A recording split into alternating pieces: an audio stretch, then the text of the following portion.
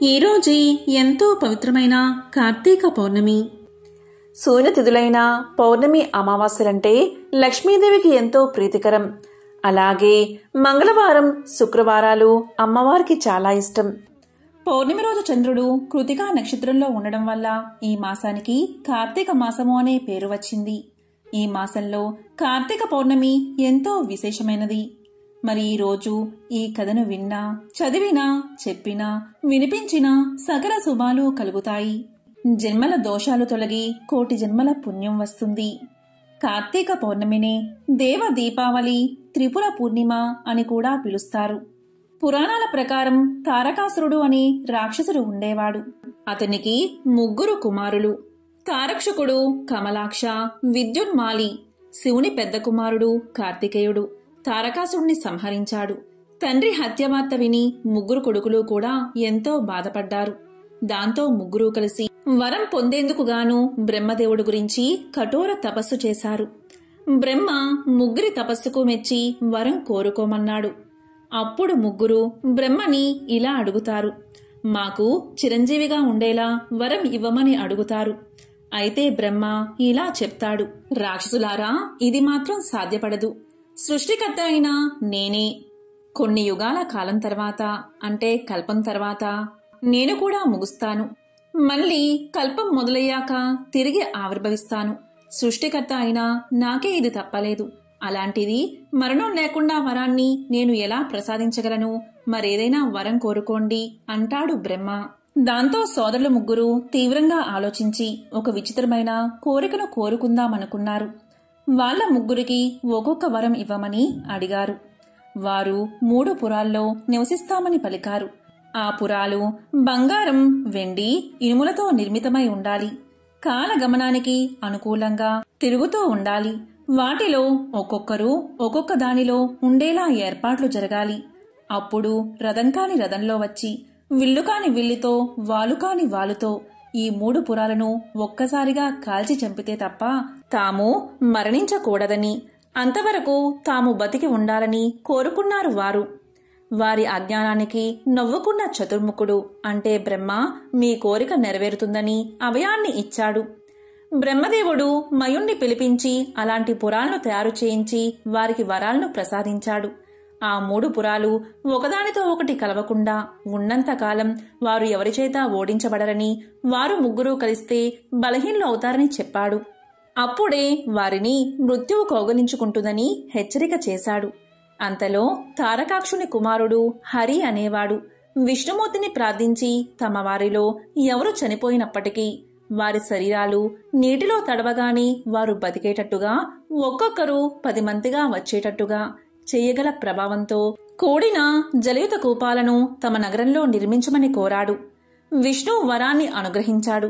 దానితో అసురుల ఆగడాలు మిక్కుటయ్యాయి. మదంతో దానవులు చరించసాగారు.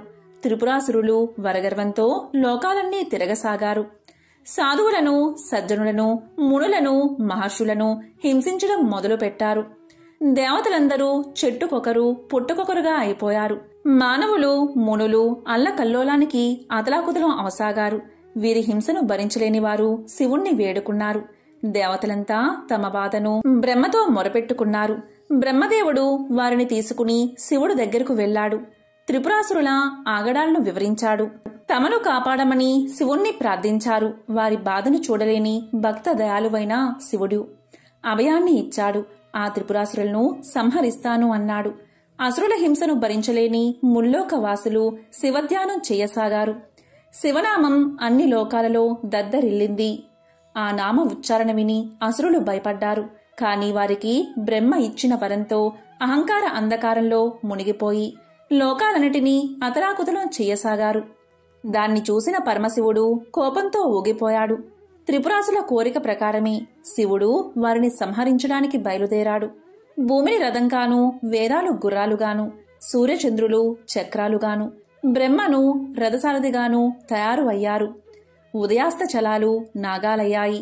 మంత్రాలు గంటలు కాగా మందరాద్రి చోటుగా ఆకాశం టెక్కంగా, స్వర్గమోక్షాలు ధ్వజంగా, దిక్కులు పాదాలుగా, అనంతుడు బంధంగా, వేల్పులు రశ్మి దారులుగా, బంగారు కొండ విల్లుగా, శేషుడు నారిగా, సరస్వతి గంటగా, నారాయణుడు బాణంగాను, అగ్ని శల్యంగాను, తారలు గుర్రాలు ఆభరణాలుగా, మహర్షులు గుర్రపు రౌతులుగా, విషయాయువులను సైనికులుగా కూరారు. ఆ రథాన్ని తన యుద్ధరథం చేసుకున్నాడు శివుడు. ఆ రథాన్ని అధిరోహించి విచిత్రమైన విల్లులతో శివుడు పోరి త్రిపురాసులను భస్మం చేశాడు. ఈ విధంగా త్రిపురాసుల సంహారం చేసి శివుడు త్రిపురాంతకుడయ్యాడు. త్రిపురాంతక శివ నమో నమో అని కీర్తించబడుతున్నాడు. ఆ ముగ్గురు రాక్షసులను శివుడు సంహరించడంతో ఆయనను త్రిపురారి అని పిలిచారు దేవతలంతా. ఈ సంహారం కార్తీక మాసం పౌర్ణమి నాడు జరిగింది కాబట్టి ఈ రోజును త్రిపుర పూర్ణిమ అని పిలుస్తారు. అవంతిపురంలో ధనేశ్వరుడు అనే బ్రాహ్మణుడు నివసిస్తూ ఉండేవాడు. అతను పుట్టుకతోనే ధనవంతుడు, కాని చాలా పాపకర్మలు చేశాడు. మధువు తాగడం, అసత్యం ఆడడం, వేశ్యల దగ్గరకు వెళ్లడం, ఇలా చాలా పాపకర్మలు చేశాడు. ఇతను వృత్తిపరంగా వ్యాపారస్తుడు. దుప్పట్లు, చర్మాలు మొదలైన వాటిని అమ్మడం వృత్తిగా చేసుకున్నాడు.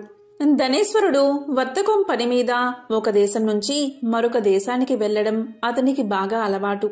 ఇలా వర్తకం పని మీద ఒకసారి ధనేశ్వరుడు మాహిష్మతి నగరానికి చేరుకున్నాడు. ఆ నగరం చుట్టూ నర్మదా నది ప్రవహిస్తూ ఉంది. ధనేశ్వరుడు ఆ పట్టణంలో వ్యాపారం చేసుకుంటూ ఉండగా కార్తీక మాసం ప్రవేశించింది. ఆ ఊరు పక్కన కావేరీ నది ప్రవహిస్తూ ఉండడంతో అది పెద్ద యాత్రాస్థలంగా మారిపోయింది. వచ్చిపోయే జనాల వల్ల వ్యాపారం బాగా జరుగుతుంది. వ్యాపారం బాగా సాగడంతో ఆ నెలంతా అక్కడే ఉండిపోయాడు ధనేశ్వరుడు. ప్రతిరోజు నర్మదా తీరంలో సంచరిస్తూ భక్తులు అక్కడ స్నాన, జప, దేవతార్చనలు చేయడం చూశాడు ధనేశ్వరుడు. కీర్తనలు, కథలు చెప్పేవారిని, తులసీమాలతో అలరాడుతున్న వాళ్లను, భక్తులను చూశాడు. అలా భక్తులను చూడడమే కాదు, పరిచయం కూడా పెంచుకున్నాడు. వారితో మాట్లాడుతూ ఉండేవాడు. ఎందరో పుణ్యపురుషులను స్వయంగా తాకాడు. అలా ఆ నెలంతా శివనామస్మరణ, విష్ణు సంకీర్తన కూడా చేశాడు. అంతేకాదు ఆ నెలంతా దీపారాధన, జాగరణ కూడా చూశాడు. కార్తీక పౌర్ణమి రోజు గో బ్రాహ్మణ పూజలు ఆచరించి సాయంకాలం శివాలయాల్లో వెలిగించే దీపోత్సవాలను చూశాడు.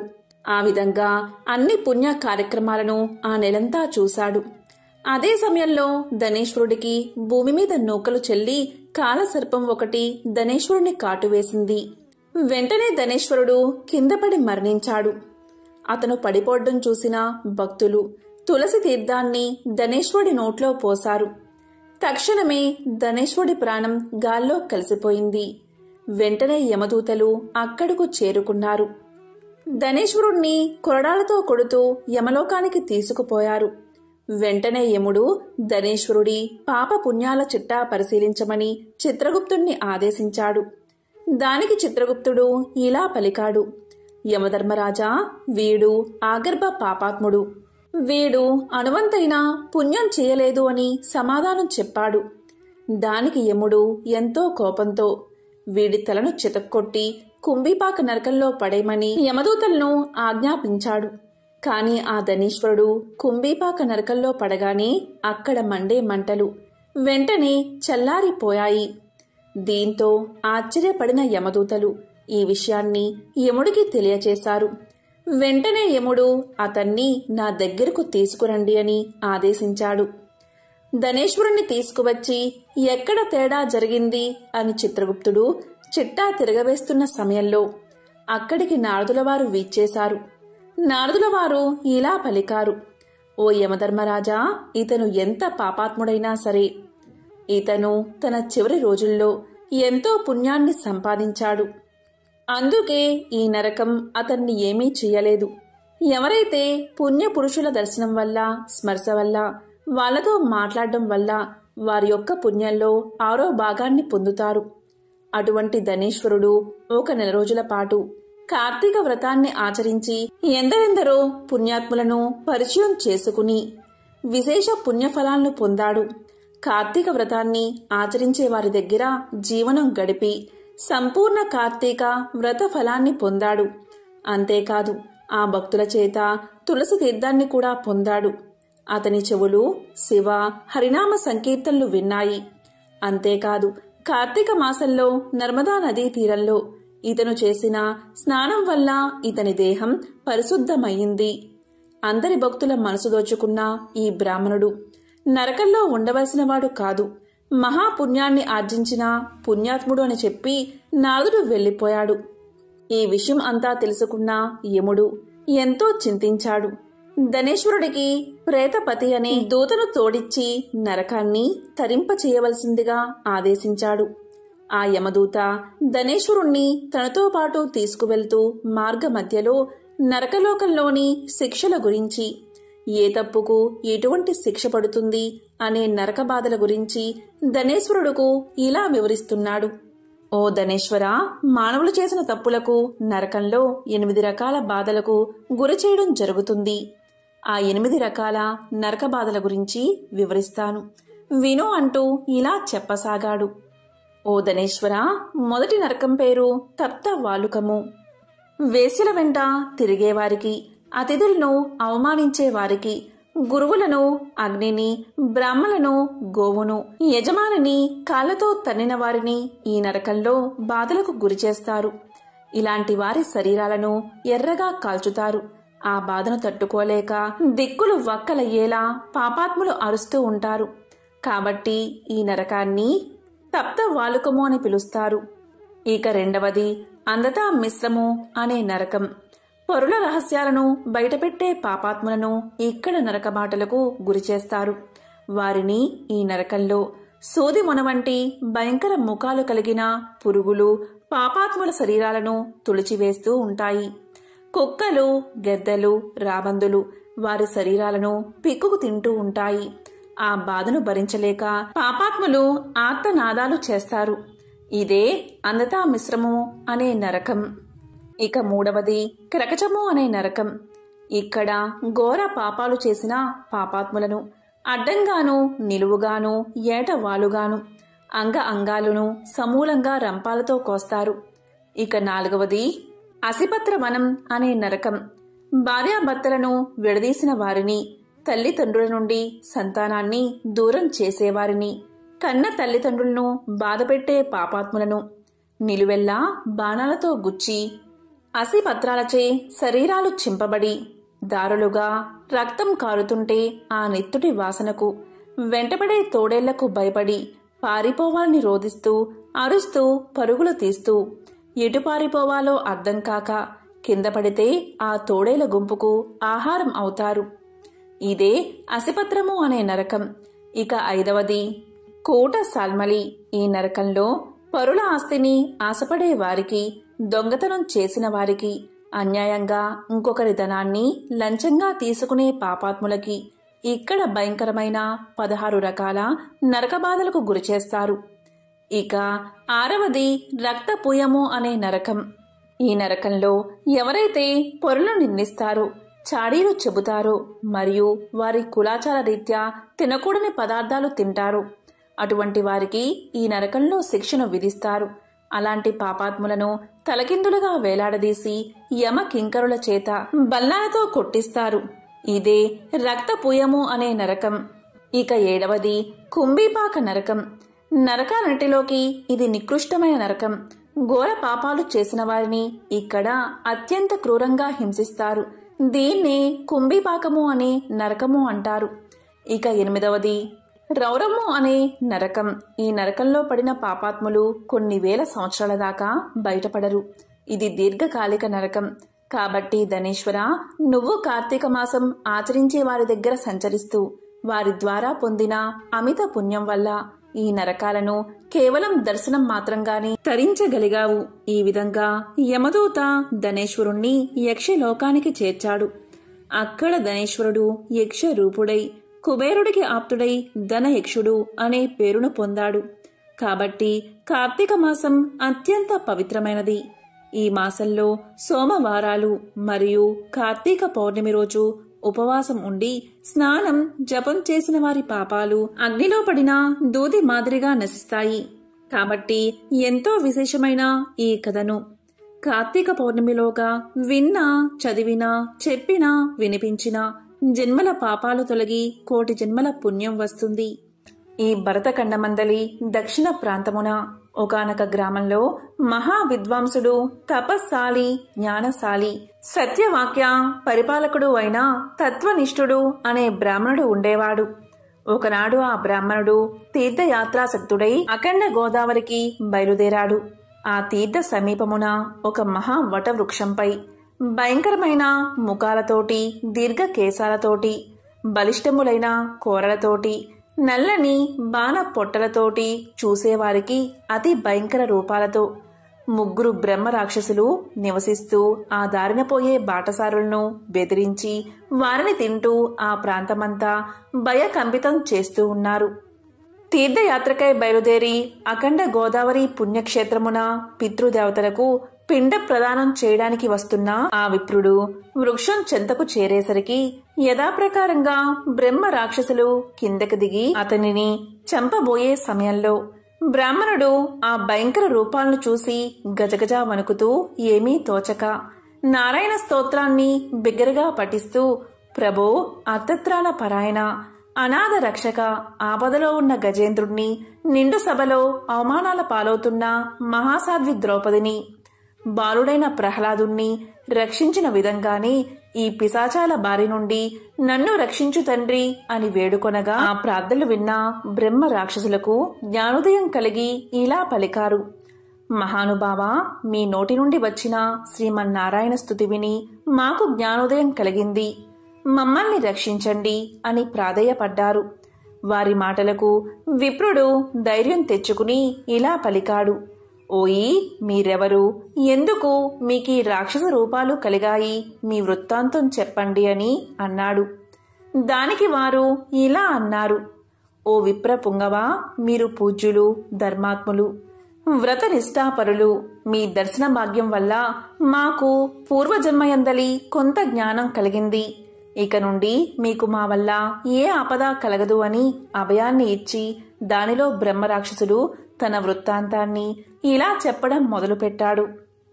ఓ విప్రపుంగవా, నాది ద్రావిడ దేశం, బ్రాహ్మణుడను, నేను మహాపండితుడు అని గర్వం గలవాడనై ఉన్నాను. న్యాయ విచక్షణలు మాని పశువులే ప్రవర్తించి తిని బాటసారుల వద్ద, అమాయకపు గ్రామస్తుల వద్ద దౌర్జన్యంగా ధనం లాక్కుంటూ దుర్వసనాలతో భార్యాపుత్రాదులను సుఖపెట్టక పండితులను అవమానపరుస్తూ లుబ్ధుడనై లోక కంటకుడిగా ఉన్నాను.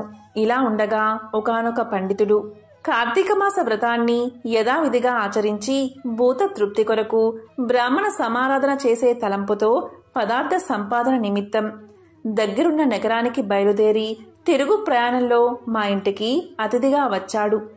వచ్చిన పండితుణ్ణి నేను దూషించాను, కొట్టాను. అతని వద్ద ఉన్న ధనాన్ని, వస్తువులను తీసుకుని ఇంటి నుండి వెళ్ళగొట్టాను. అందుక విప్రుడు కోపగించి, ఓరే నీచుడా, అన్యాక్రాంతంగా డబ్బు కూడబెట్టింది చాలక, మంచి చెడ్డలు తెలియక, తోటి బ్రాహ్మణుడు అని కూడా ఆలోచించక కొట్టి తిట్టి వస్తు సామాగ్రిని దోచుకున్నావు కాబట్టి నీవు రాక్షసుడివై నరభక్షకుడిగా నిర్మానుష్య ప్రదేశంలో పడుందువుగాక అని శపించాడు. అందుకే నాకీ రాక్షస రూపం కలిగింది. బ్రహ్మాస్త్రమునైనా తప్పించుకోవచ్చు కాని బ్రాహ్మణ శాపాన్ని తప్పించలేం కదా. కాబట్టి నా అపరాధాన్ని క్షమించమని నేను ప్రార్థించాను. అందుకు అతడు దయతలచి, ఓయి, గోదావరి క్షేత్రమందు ఒక వటవృక్షం ఉన్నది. నీవు అందు నివసిస్తూ ఏ బ్రాహ్మణుడు కార్తీక వ్రతాన్ని ఆచరించి పుణ్యఫలాన్ని సంపాదించి ఉంటాడో ఆ బ్రాహ్మణుడి వల్ల పునర్జన్మను నీవు పొందుదువుగాక అని చెప్పి వెళ్లిపోయాడు. ఆనాటి నుండి నేనీ రాక్షస రూపంలో నరభక్షణం చేస్తూ ఉన్నాను. కాబట్టి ఓ విప్రోత్తమా, నన్ను, నా కుటుంబం వారిని రక్షించు అని మొదటి రాక్షసుడు తన వృత్తాంతాన్ని చెప్పాడు. ఇక రెండవ రాక్షసుడు, ఓ ద్విజోత్తమా, నేను కూడా పూర్వజన్మలో బ్రాహ్మణుణ్ణే.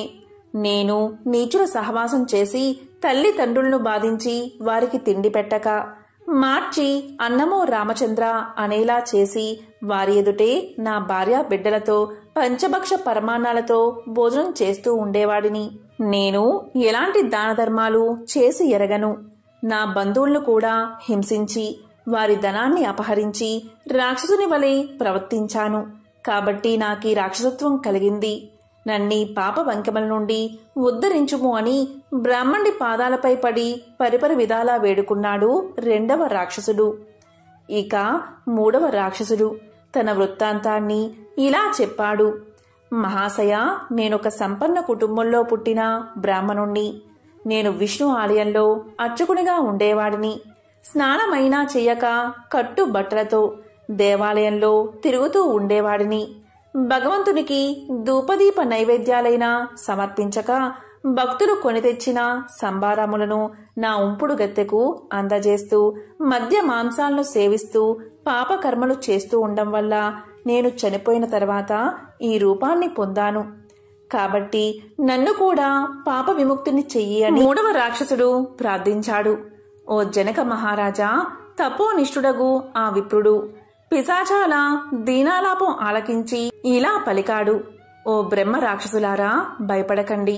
మీరు పూర్వజన్మలో చేసిన ఘోర కృత్యాల వల్ల మీకీ రూపాలు కలిగాయి. నా వెంట రండి, మీకు విముక్తిని కలిగిస్తాను అని చెప్పి వారిని ఓదార్చి తనతో తీసుకుపోయి ఆ ముగ్గురికి యాతనా విముక్తికై సంకల్పం చెప్పుకుని తానే స్వయంగా గోదావరిలో స్నానాన్ని ఆచరించి స్నాన పుణ్య ఫలమును ఆ ముగ్గురు బ్రహ్మ రాక్షసులకు దారపోయగా వారి వారి రాక్షస రూపాలు పోయి దివ్య రూపాలు ధరించి వైకుంఠానికి వెళ్లిపోయారు. కార్తీక మాసంలో గోదావరి స్నానాన్ని ఆచరిస్తే హరిహరాదులు సంతృప్తి పొంది వారికి సకల ఐశ్వర్యాలను ప్రసాదిస్తారు. అందువల్ల ఎంత ప్రయత్నించైనా సరే కార్తీక స్నానాన్ని ఆచరించాలి అని వశిష్ఠుడు జనక మహారాజుకు తెలియచేశాడు. ఒకసారి సూత పౌరాణికుడు శౌనకాది మహర్షులు చూసి ఇలా పలికాడు. ఓ ఋషిపుంగవులారా, మానవులకు సర్వ సౌభాగ్యాలు కలుగజేసేది పార్వతీదేవిచే సాంబశివుని శరీరార్థం ఆచరించబడినది అయిన కేదారేశ్వర వ్రతము అనే ఒక వ్రతమున్నది. ఆ వ్రత విధానాన్ని నేను మీకు వివరిస్తాను. ఈ వ్రతాన్ని బ్రాహ్మణ, క్షత్రియ, వైశ్య, శూద్రాదులు ఆచరించవచ్చు. ఈ వ్రతాన్ని 21 సార్లు ఆచరించిన వారు సకల సంపదలను అనుభవించి చివరకు శివ సాయుధ్యాన్ని చేరుకుంటారు. ఓ మునిశ్రేష్ఠులారా, ఈ వ్రత మహత్యాన్ని మీకు నేను వివరిస్తాను. శ్రద్ధగా వినండి అంటూ సూతుడు శౌనకాది మహామునులకు ఇలా చెప్పడం మొదలుపెట్టాడు. పరమేశ్వరుని అర్ధాంగి పార్వతి తన పతి శరీరంలో అర్ధభాగం పొందే నిమిత్తం చేసిన వ్రతమే ఈ కేదారేశ్వర వ్రతం. ఒకసారి శివుడు పార్వతీ సమేతుడై కైలాసంలో నిండు సభలో కూర్చుని ఉన్నాడు. సిద్ధ, సాధ్య, కింపురుష, యక్ష, గంధర్వులు శివుణ్ణి సేవిస్తున్నారు. దేవముని గణములు శివుణ్ణి స్తుతిస్తున్నారు.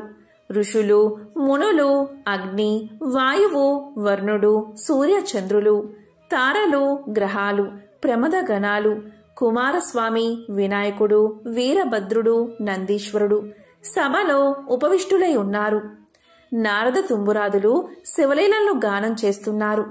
రసాల, సాల, తమాల, వకుల, నరికేల, చందన, పనస, జంబూ వృక్షాలతోనూ చంపక, పున్నాగ, పారిజాతి పుష్పాలతోనూ మణిమయ మకుట కాంతులతో చెలువొందు నదీనద పర్వతములతోనూ చతుర్దశ భువనాలు పులకిస్తున్నాయి. అలాంటి ఆనంద కోలాహలములో భృంగరటి అనబడే శివభక్త శ్రేష్ఠుడు ఆనంద పులకితుడై నాట్యం చేయడం మొదలుపెట్టాడు. అతడు వినోద సంభరితములైన నాట్య గతులతో సభాసదులను శివుణ్ణి మెప్పిస్తూ ఉన్నాడు. శివుడు అతన్ని అభినందించి సింహాసనంపై ఉన్న పార్వతిని విడిచి సింహాసనం నుండి లేచి భృంగరటిని తన అమృత హస్తంతో తట్టి ఆశీర్వదించాడు. అదే అదనులో భృంగి మొదలైన వంది మాగాదులు శివుణ్ణికి ప్రదక్షిణం చేసి నమస్కారం చేశారు. ఇది గమనించిన పార్వతీదేవి భర్తను చేరి ఇలా పలికింది. నాదా, నన్ను విడిచి మీకు మాత్రమే వీరెలా నమస్కారం చేశారు? ఆటపాటలతో మిమ్మల్ని మెప్పించి మీ నుండి నన్ను వేరు చేసి ఇలా ఎందుకు చేశారు అని ప్రశ్నించింది. అప్పుడు సదాశివుడు సతీమణి పార్వతిని సందిటకు తీసుకుని ఇలా అన్నాడు. దేవి, పరమార్థ విధులైన యోగులు నీ వల్ల ప్రయోజనం కలుగజేయవని నిన్ను ఇలా ఉపేక్షించి నాకు మాత్రమే నమస్కారం చేశారు అని జవాబు చెప్పాడు. సాక్షాత్తు పరమేశ్వరుణ్ణి ఇల్లాలనే ఉండి ఆ దండ ప్రణామాలకు నోచుకొని అయోగ్యురాలని అని కోపగించుకుని ఈశ్వరునితో సమానమైన యోగ్యతను ఆర్జించడం కోసం తపస్సు చెయ్యాలని నిశ్చయించుకుంది పార్వతీదేవి. దీంతో కైలాసాన్ని వదిలిపెట్టి శరభ, శార్దూల, గజములు కల నాగ, గరుడ, చకబాక పక్ష సముదాయంతో నానావిధ ఫల పుష్పతరుల తాదులతో కూడుకుని ఉన్న సస్యశ్యామలమైనటువంటి గౌతమ ఆశ్రమానికి వచ్చింది పార్వతీదేవి.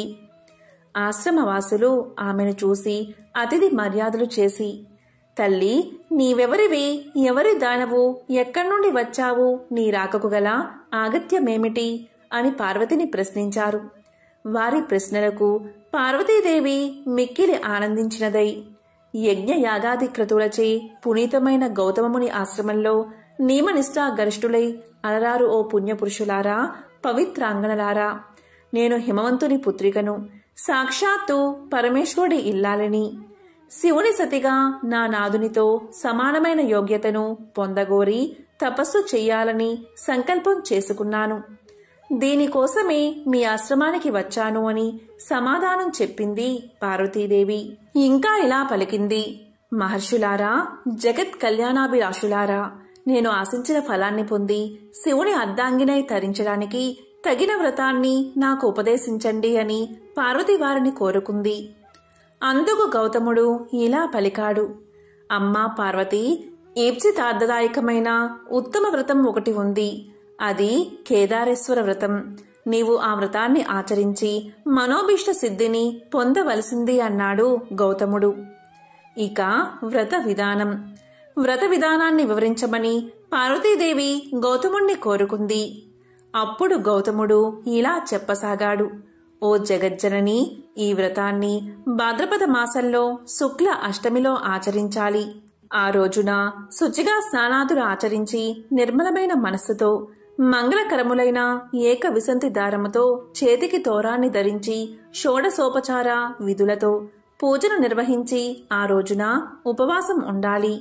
మర్నాడు విప్రులకు భోజనం పెట్టి ఆ తరువాత ఆహారాన్ని తీసుకోవాలి. ఇలా వ్రతాన్ని ఆరంభించిన రోజు నుండి అమావాస్య వరకు పూజాక్రమముతో కేదారేశ్వరుణ్ణి ఆరాధించాలి.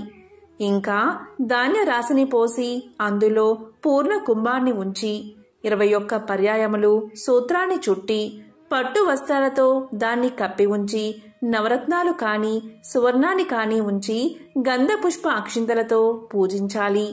ఓ దేవి, 21 మంది బ్రాహ్మణులు రప్పించి వారి పాదాలు కడిగి కూర్చుండబెట్టి యథావిధిగా ధూప దీప గంధ పుష్ప అక్షింతలతో పూజించి భక్ష్య భోజ్య నైవేద్యాదులు, కదలీ ఫలాలు, పనసలు ఆరగింపచేసి దాంబూల దక్షిణ ఇచ్చి వారిని తృప్తిపరచాలి. ఈ విధంగా వ్రతం ఆచరించిన వారిని శివుడు అనుగ్రహించి మనోభీష్ట సిద్ధిని కలుగజేస్తాడు అని గౌతముడు పార్వతికి వివరించాడు. గౌతమ మహర్షి చెప్పిన విధి విధానాలు అనుసరించి పార్వతి కేదారేశ్వర వ్రతాన్ని నిష్ఠగా భక్తితో చేసింది.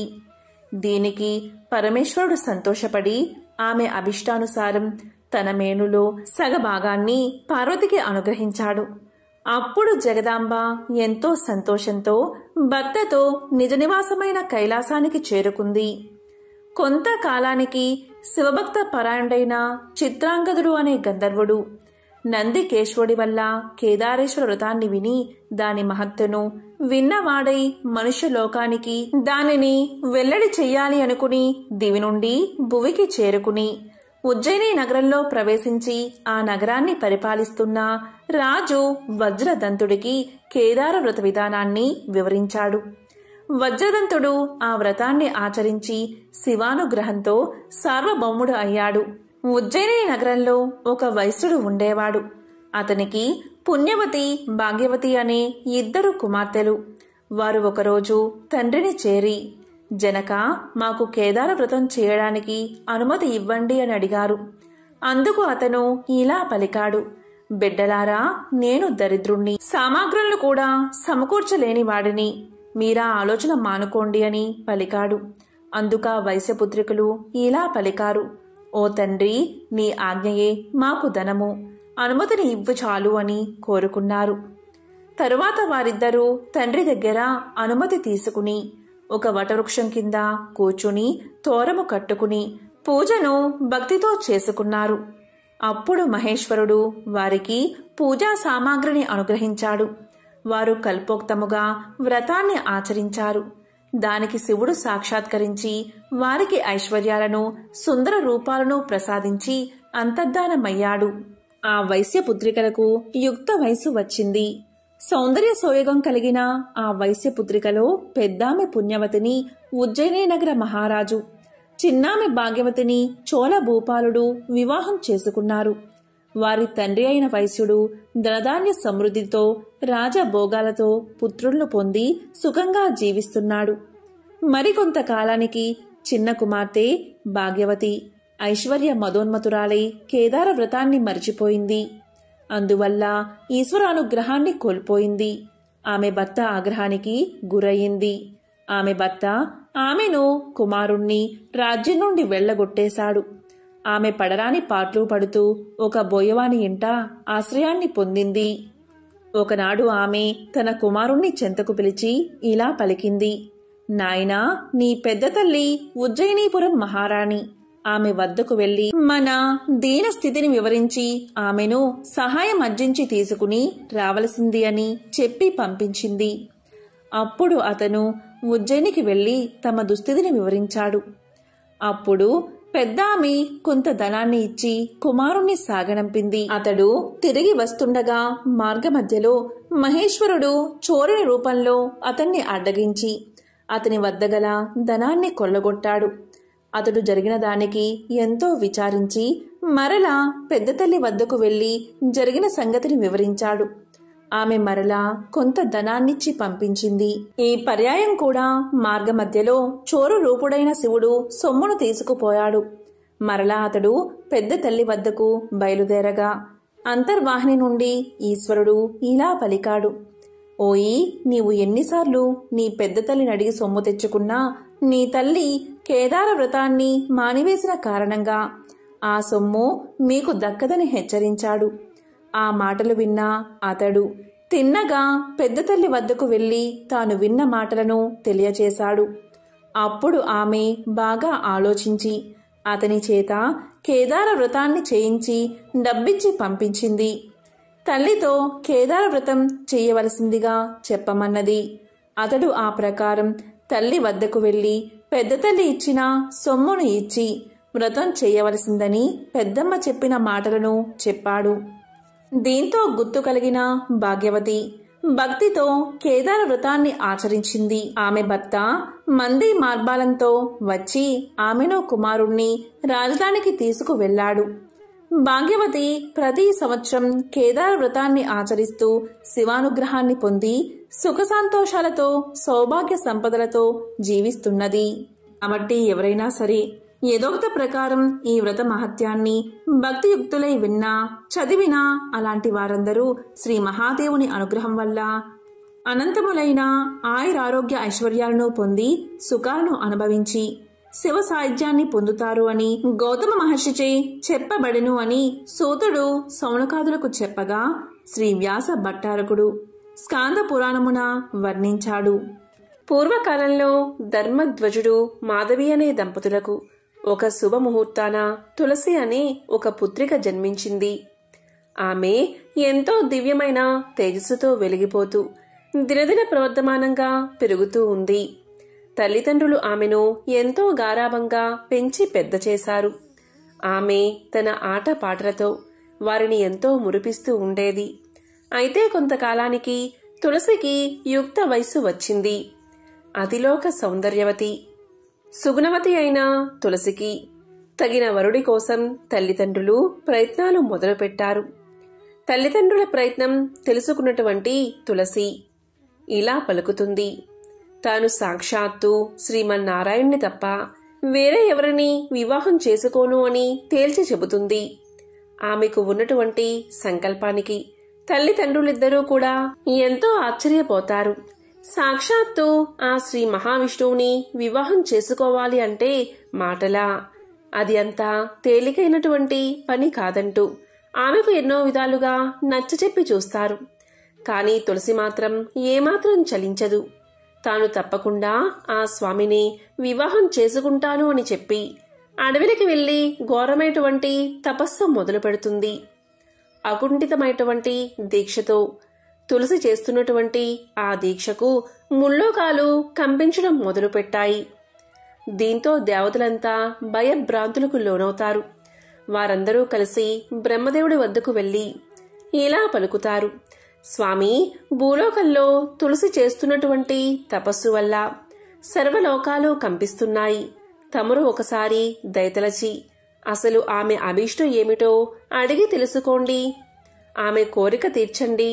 ఆమె తపస్సును విరమించేలా చూడండి అని వేడుకున్నారు. అప్పుడు బ్రహ్మదేవుడు తులసికి ప్రత్యక్షమై, తులసి, నీకేం వరం కావాలో కోరుకో అని అడుగుతాడు. అప్పుడు తులసి బ్రహ్మదేవుడితో ఇలా పలుకుతుంది: బ్రహ్మదేవా, మీ దర్శనంతో నా జన్మ సార్థకమైనది.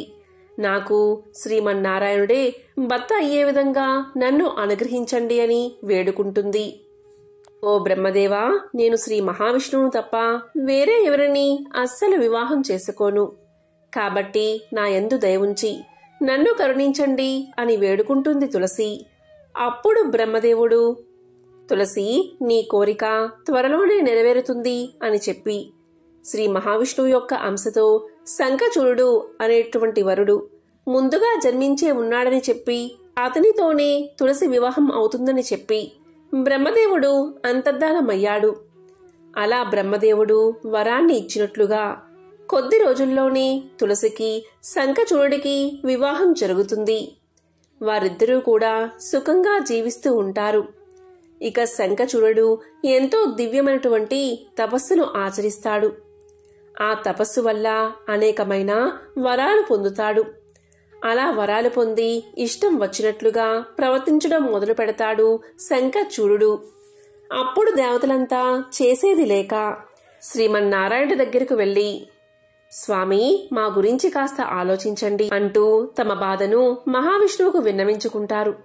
అప్పుడు దయామయుడైన శ్రీ మహావిష్ణువు ఇలా పలుకుతారు: దేవతలారా, మీ బాధ ఏమిటో నాకు అర్థమైనది.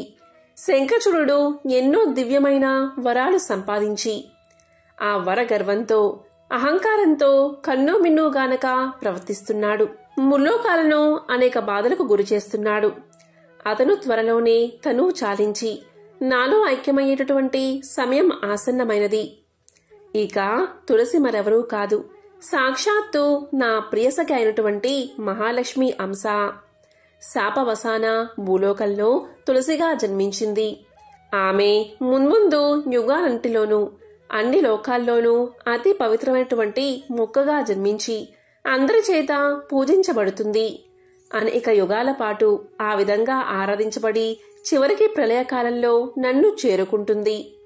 అయితే ప్రస్తుతం శంఖచూడుడు జన్మను చాలించి నాలో ఐక్యం పొందాలి అంటే తులసికి ఉన్నటువంటి పాతివ్రత్యం భంగం కావాలి.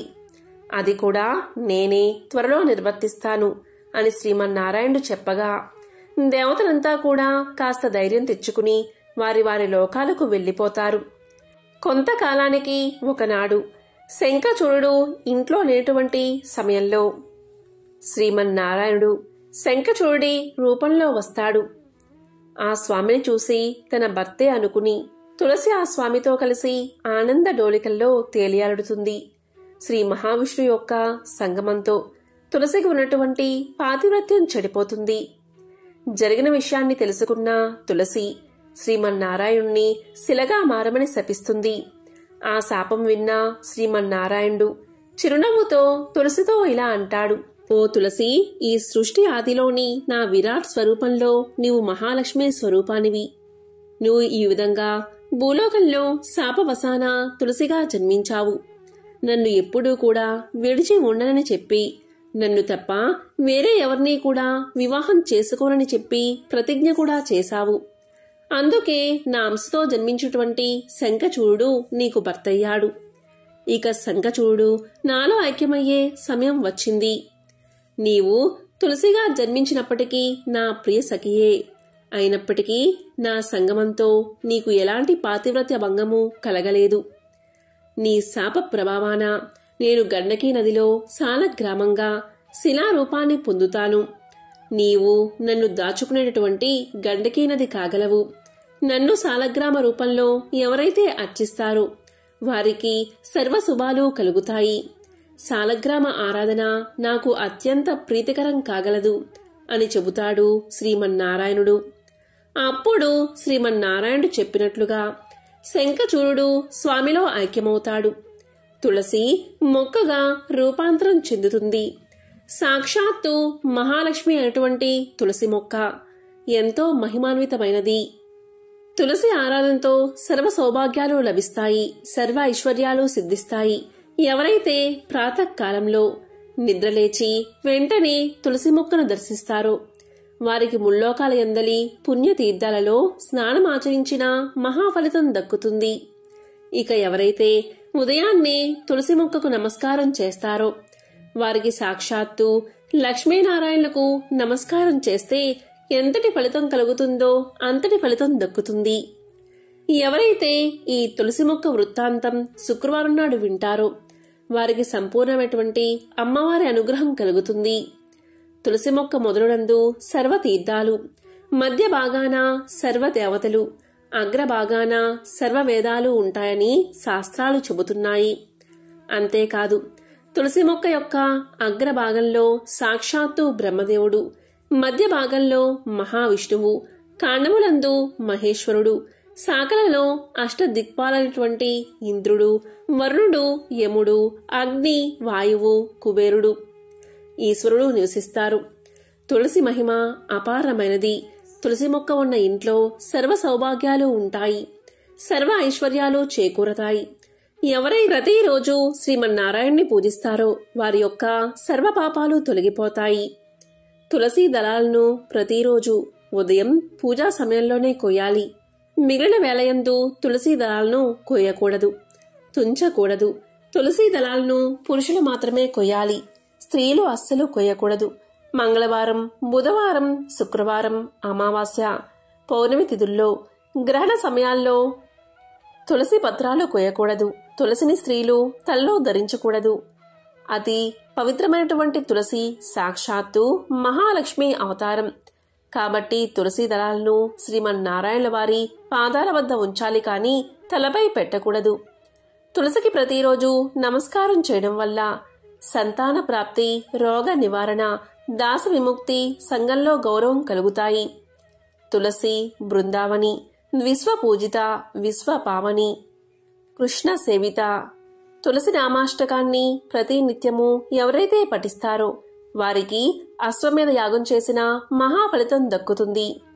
ఉదయం లేవగానే తులసిని, శ్రీమన్నారాయణుణ్ణి ఎవరైతే స్మరిస్తారో వారికి సర్వ సంపదలు కలుగుతాయి. ఎన్నో జన్మల పాపాలు నశిస్తాయి, సర్వ సౌభాగ్యాలు కలుగుతాయి. ఎటువంటి ఆపదలు దరిచేరవు. రోజంతా కూడా అన్ని పనుల్లోనూ విజయం చేకూరుతుంది.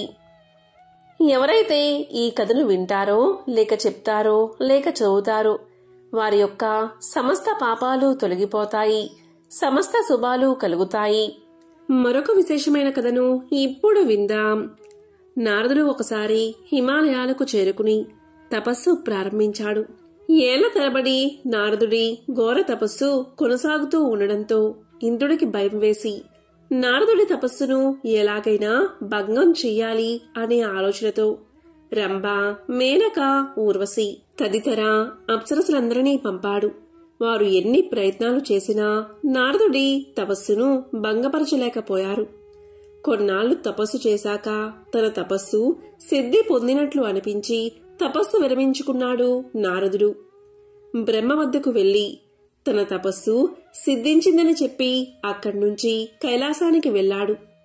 పార్వతీ పరమేశ్వరులకు నమస్కారం చేసి నా తపస్సు సిద్ధించింది, ఇక శివమాయ నన్నేమీ చేయలేదు అన్నాడు నారదుడు. అప్పుడు శివుడు ఇలా సమాధానం చెప్పాడు. నాయనా, శివమాయను నేనే ఇంకా తెలుసుకోలేదు, కాస్త జాగ్రత్తగా ఉండు అని హెచ్చరించాడు శివుడు. శివుడి హెచ్చరికను లక్ష్య పెట్టకుండా నారదుడు వైకుంఠానికి చేరుకున్నాడు. లక్ష్మీ సమేతుడైన విష్ణువుకు నమస్కారం చేసి, లక్ష్మీ జనార్దనులారా, నేను తపస్సిద్ధి పొందాను, నన్ను సోమాయ విష్ణుమాయ ఏమీ చేయలేవు అన్నాడు నారదుడు. నారద, మాయ ప్రకృతి నుంచి పుట్టింది. అది శివకేశవులను ఆశ్రయించి తిరుగుతూ ఉంది. దాన్ని జయించడం ఎవరి వల్ల కాదు అని హెచ్చరించాడు విష్ణువు. నారదుడు విష్ణువు దగ్గర సెలవు తీసుకుని లోక సంచారానికి బయలుదేరాడు. కళ్యాణదుర్గం అనే నగరానికి చేరుకున్నాడు. నగరంలో ఏదో వేడుక జరుగుతున్నట్లుగా కోలాహలంగా ఉంది. ఏమిటి విశేషం, ఈ సందడంతా దేనికి అని తనకు తారసపడిన పుర ప్రజలను అడిగాడు నారదుడు. రేపే మహారాజు కుమార్తె స్వయంవరం, అందుకే ఈ సందడి అని చెప్పారు వాళ్ళు. ఇక నారదుడు నేరుగా రాజప్రాసాదానికి వెళ్లాడు. రాజు ఎదురేగి నారదుణ్ణి స్వాగత సత్కార్యాలు జరిపి ఉన్నత ఆసనంపై కూర్చోబెట్టాడు. పరిచారికలను పంపి తన కుమార్తెను పిలిపించాడు. ఆమె చేత నారదుడికి నమస్కారం చేయించాడు.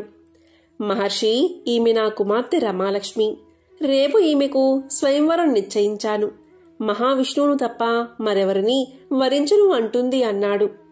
రాకుమార్తెను చూడగానే నారదుడికి మాయ ఆవరించింది. రాజా, నీ కుమార్తెను నాకిచ్చి పెళ్లి చెయ్యి, నీ వంశం తరిస్తుంది అన్నాడు నారదుడు. మునీశ్వర, స్వయంవరంలో కన్య అభిష్టమే ప్రధానం కదా. రేపు మీరు కూడా దయచేసి స్వయంవరానికి రండి. మిమ్మల్నే కోరుకుంటుందేమో చూడండి అన్నాడు మహారాజు. తప్పకుండా వస్తాను అని చెప్పి నారదుడు తిన్నగా వైకుంఠానికి చేరుకున్నాడు. రేపు కళ్యాణదుర్గ నగరంలో రాకుమార్తెకు స్వయంవరం జరగనుంది. ఆమె విష్ణువునే పెళ్లాడతాను అంటుంది. నీ రూపు నాకు అనుగ్రహించావంటే స్వయంవరంలో ఆమె నన్నే వరించగలదు అని విష్ణువుతో అన్నాడు నారదుడు. దానికి విష్ణువు ఇలా సమాధానం చెప్పాడు. నారదా, నువ్వు శివమాయలో పడ్డావు. కోరిక వదులుకుంటే కాని నీకు శాంతి దక్కదు. అయినా నీ కోరిక మేరకు రేపు నీకు నా రూపాన్ని అనుగ్రహిస్తున్నాను అన్నాడు విష్ణువు. నారదుడికి కోపం వచ్చింది. శివమాయ విష్ణుమాయ నన్నేమీ చెయ్యలేవు అంటూ విసవిసా వెళ్లిపోయాడు. మర్నాడు స్వయంవరానికి వెళ్లాడు. ఎందరో రాజకుమారులు అప్పటికే వచ్చి ఉన్నారు. రాకుమార్తె రమాలక్ష్మి వరమాలతో ఒక్కొక్కరిని పరిగిస్తూ ముందుకు సాగుతుంది. సభా మధ్యంలోకి వచ్చేసరికి సమ్మోహనాకారంతో వెలిగిపోతున్న మహావిష్ణువు కనిపించాడు. ఆమె వరమాలను అతడి మెడలోనే వేసింది.